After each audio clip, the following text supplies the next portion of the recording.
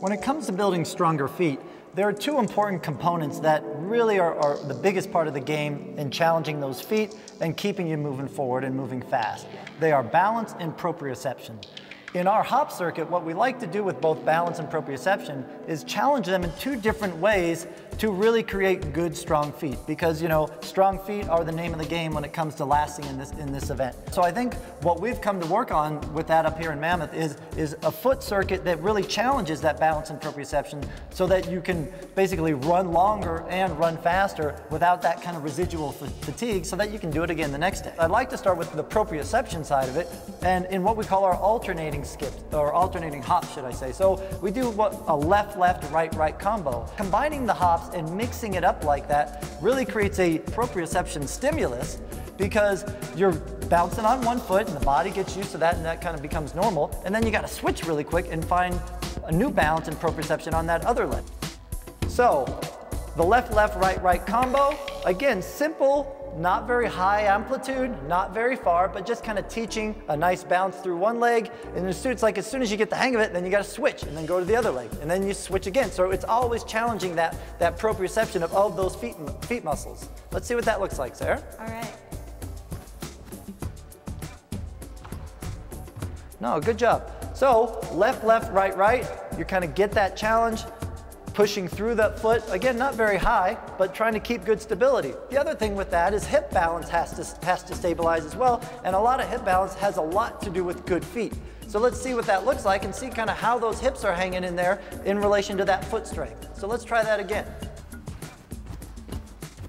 Nice, I didn't see a lot of hip movement going on. Very good. So the thing with the left-left, right-right combo, it can be done in a variety of different ways. We can do 3 lefts and 3 rights, or if we can get tricky and go 3 lefts and 2 rights, or 2 rights and 3 lefts. There's any number of ways to kind of hit it, but the ultimate idea is challenging that balance and proprioception to give you good foot strength and get the mind always kind of changing and dealing with that. Great job, Sarah. Thanks so much. Sure. Nice. Okay, so the next one we do in that circuit is that medial work. You know, I know a lot of distance runners, they log a lot of miles and we go in one direction and that's just straightforward. We never go to the left, we never go to the right. But our feet do go to the left and the right when they hit, and so it's really important to challenge that. Let's see what that looks like, Josh. Great. Nice. Good job. So what you see what Josh did there, the foot is hopping up, taking a step forward. Ideally what we're trying to look for, and Josh did a great job there, is making sure that when that foot lands, it lands perpendicular to the way you're going again. It doesn't turn out, it doesn't turn in, because that's going to be a lot of hip recruitment going on. This is those lower leg stirrup muscles that really pull up that arch. Let's see what that looks like again. Nice.